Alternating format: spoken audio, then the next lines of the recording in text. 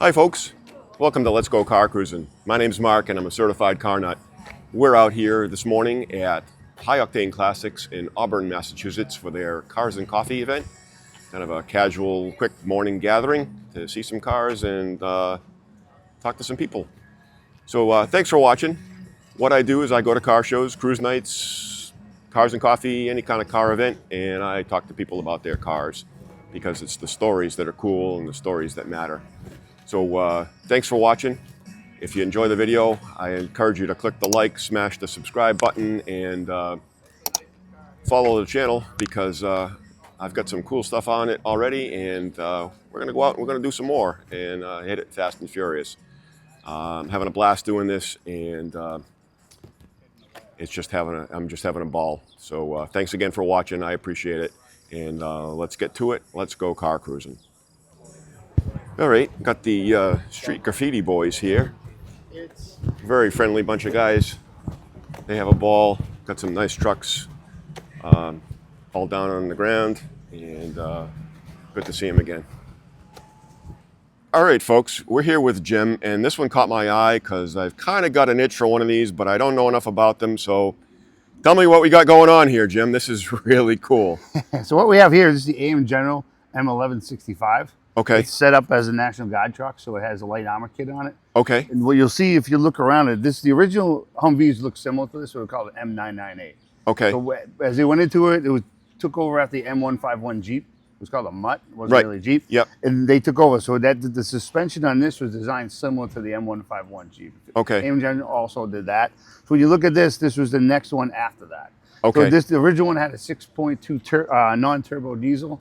Kind of Later doggy. they went to a 6.5 diesel. Yeah. Now this latest version is the M1165, currently made now by AM General. Is one of the models they make now. 6.5 turbo diesel with overdrive. Oh, okay. So the whole platform on this is all AM General. It's all GM motor, Sure. GM transmission, Okay. and stuff like that. The body's made out of aluminum. The hood's made out of fiberglass. You see the hooks as you go through later. That's for airlift hooks, brackets for picking up with the helicopters. So Okay. be inserted different places.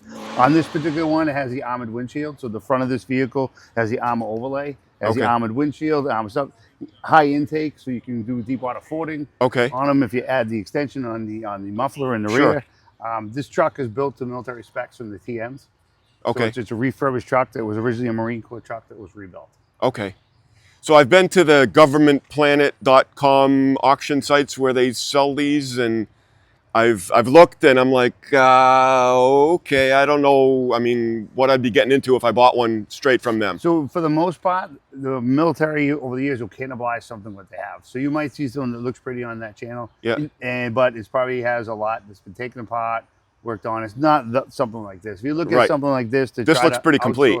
Yeah, this is all done refurbished paint. This has what they call cock paint on it. Yeah, it's chemical resistant coating paint on it. So that's pretty. It's almost like a bottom paint. It's not healthy for you to work with. It's a lot of restrictions. Healthy. You have to use a respirator to spray it, sand it, stuff like that. But I see a lot of people go in and think they can buy one of those from GovPlan for $6,000, and when they're $30,000 into it, try to get a real nice truck. Yeah, right. You know, they can go something like this. When you look at the new parts, I mean, you're probably looking at $30,000 just in roof, turret, motorized turret, stuff like that. Sure. If you can even source it, it's hard. Right. So I'm gonna look up on top here. We've got a motorized turret.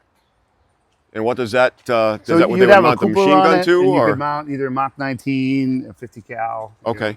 Now they're getting away from this. They're going to have what they call a Crow system. It's an automated joystick control from inside. Oh. So you'll see that on some of the newer Humvees. You'll see they call the Crow system. And the weapons mounted, they can do it remotely, so it's safer for the soldier to be inside the vehicle. Right. Okay. So what's it like inside? What do we? You can come around this way and look at it. This is all demilled equipment, just to give it for the historical purposes. So you have your GPS. That's all the Blue Force tracker that's in there.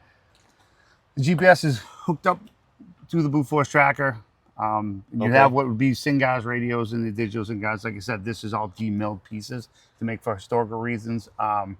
That Blue Force tracker will be able to tell the aircraft that you're friendly.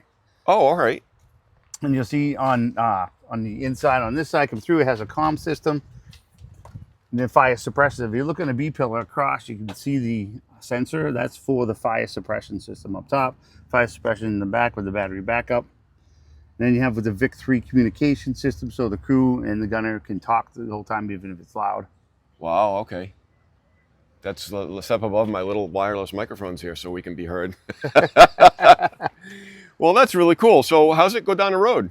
Rides good with the 6.5 turbo diesel and the overdrive. It's 70, 75, pretty smooth. It does have, if you look at the rims, these are 24 bolt 2x2 studs. So they have two-piece rims. Okay. And the 24 bolt 2x2 is because when you do the armor kit for the weight, we have to add the extra bolts to it. They're separated. There's a seal inside that, and then there's yes. Solid rubber run flats. So what's it weigh sitting here? I'm not sure exactly on this because it's halfway armored. It's a National Guard truck, so it's set up a little bit lighter than it would with the heavy armor, but they're not that heavy. That's why they're able to pick them up with the helicopter. Ah, okay. All right, cool. Well, thanks for the explanation, Jim. I appreciate it. I just kind of thought it might be fun to have one to bang around in. And, yeah, no, they're fun. You know, stripped down, they're pretty fun. No doors like a Jeep. Yeah, a lot of fun on them. They're quite the truck. Probably my favorite looking truck. Not the most comfortable truck. As you can tell, it's pretty tight in there. If you know, if you ever speak to some of the guys that were in these in combat, it's pretty tight situation. Right. But you add your gear, your fail pack, all that. It's pretty tight quarters. But it did what it was supposed to do. And it still does. There you go. Again, thanks a lot. I appreciate it and enjoy it. Thank you. Thank Have a you. great day. All right, folks, we're here with my friend Kerry, and he's going to tell us about this. I'm going to look at it. It's a 68 Camaro. Yes, 1968. 68. So what do we got going on with it, Kerry?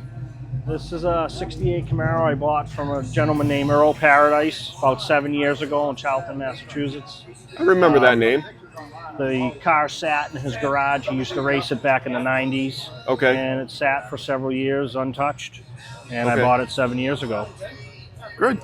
So it's been modified a little bit. It's been modified. It's an original 68 RS Camaro.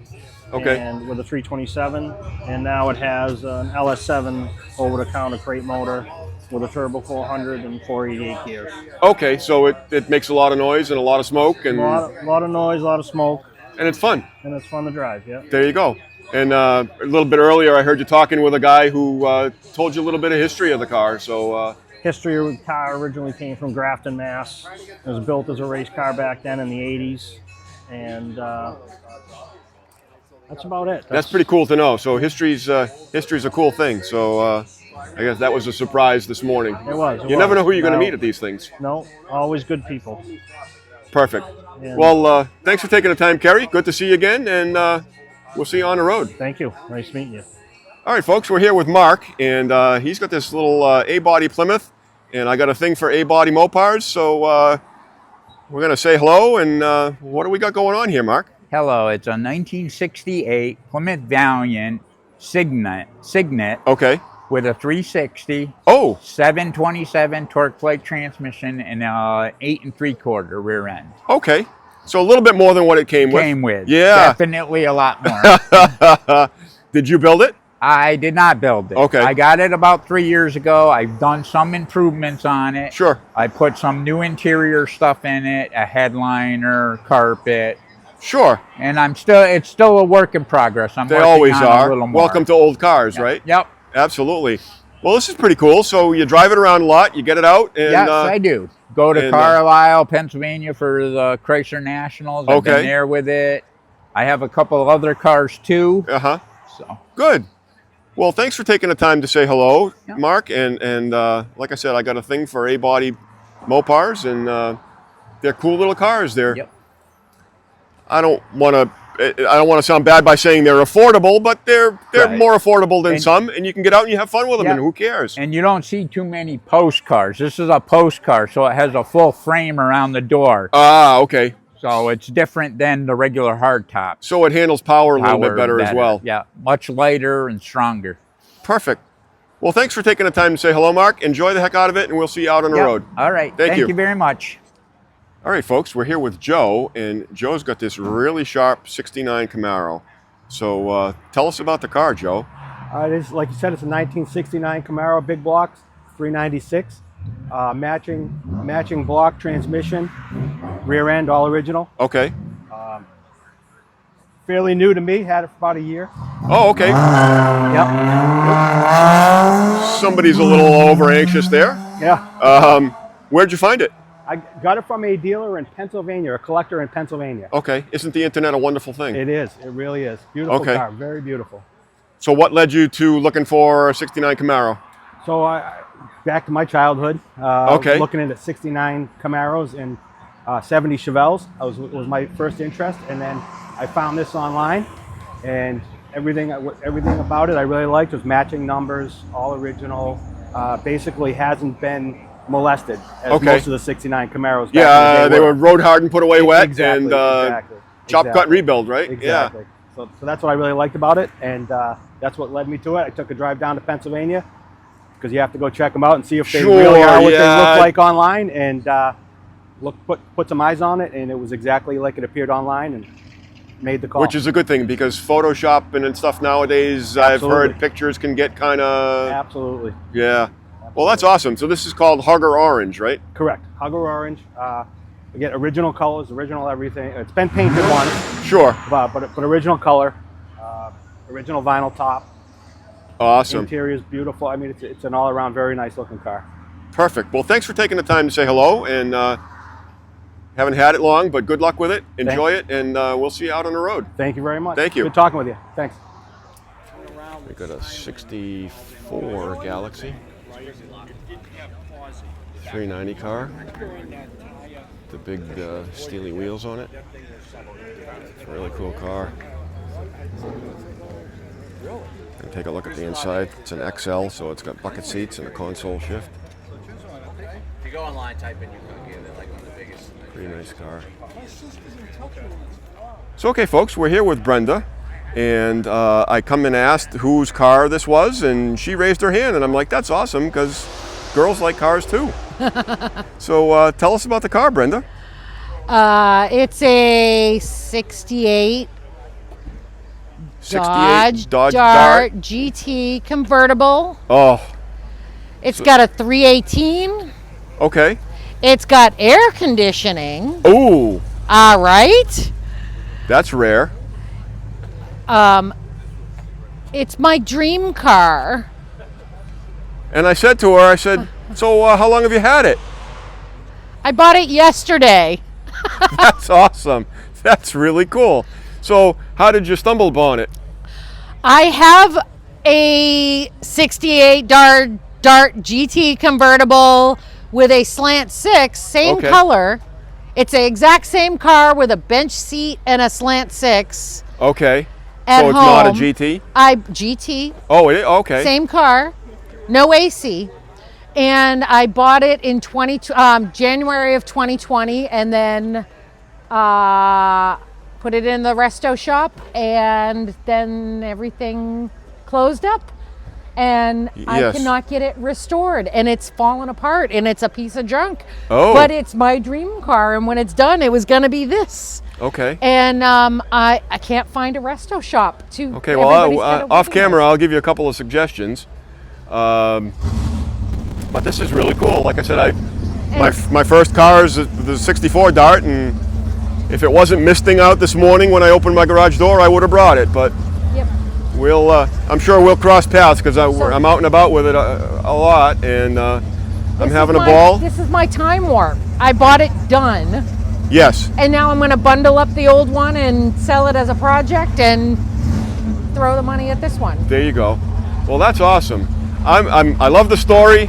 I like talking to people and getting the stories of their cars, and 'cause This is exactly the car that I would have bought. I would have ordered. I love everything about this car. This is the color, the model, the everything. This is the one I'm in love with. Well, that's terrific. I'm glad I took the time to stop and say hello, and I appreciate your time and continued success and enjoyment, and have fun with the car. Thank you. Thank you. So, the crowd's starting to thin out a little bit, but we got a 70 Mach 1, another 69 SS Camaro, an earlier Mustang, and some other cool stuff here. They have these shows here at High Octane Classics every so often. Find them on Facebook and follow their page. They've got a ton of really cool inventory that you might want to check out. They've got some really cool stuff here. So we're here with Nick, and this one kind of caught my eye, Nick, and I know it's special. And I'm going to wait till this Corvette with side pipes goes by me here so I can hear myself think. But tell us about the car, Nick. What do we got going on here? Yeah, so it's a 2000 Cobra R. Okay. One of 300 made in 2000. This is number 268. It's always been a dream car of mine ever since I was little, and they're getting really expensive. I've seen them in the past, Yeah. and like I said, I know they're special. So what was the deal? What did Ford come out with here? So people were really disappointed with the 99 Cobra when they came out. Ford advertised horsepower that they didn't make, so they actually took the car off the market. There was really no 2000 Cobra. Okay. This is the only one. So they came out with the 2000 Cobra R, which is the rarest new age Mustang that they make. Okay. It's the first Mustang ever to have independent rear suspension. So that's when that started. Okay. Yep, 2000. It is an all aluminum 5.4 liter. Makes around 400 horsepower, all naturally aspirated. Okay. Tremec 6-speed, first Mustang to have a 6-speed in it. Brembo brakes, no radio, no heat. It was a race car for the road. Does it have a back seat? Did some of them? No back seat. No back seat. Okay. No All back right. seat. I'm trying to jog my not so good memory anymore. Sure. And that's really cool. So how long have you had it? I've had it for about a year. Okay. So I actually, kind of cool story how I got it. They don't really come on market very much. Yeah, there's 300 of them, right? So Right. yeah, they're collected, and that's it. So I found this one in California from a guy who had 2 of them actually. So I filled my backpack with cash, flew to California with my dad, and we actually drove the car from California to Las Vegas Okay. for the SEMA show. Wow. Yep, so we got to park it there, which was cool. And then brought it back here, and I've been enjoying it ever since. Well, that's awesome. Well, thanks for taking the time to talk about it, Nick, and you informed me, and I learned something today. So I'll check that off as a good day. No problem. And continued success and fun. Continue having fun with the car. Awesome. Thank you so much. Thank you. Appreciate it. All right, folks, we're going to call a wrap on it for today here at High Octane Classics in Auburn, Massachusetts. Had a blast, met some really nice people, told some stories about some really cool cars, and checked out the inventory. So it's a good thing. We'll go home, and it's supposed to rain this afternoon. But again, thanks for watching the video, folks. Please do me a solid and smash the thumbs up for the like button, hit the subscribe, and no, it's not a paid subscription. It's just telling YouTube that you like what I'm doing, and it'll help me do more of them. So if you enjoyed the video, check out some of the other videos on my channel.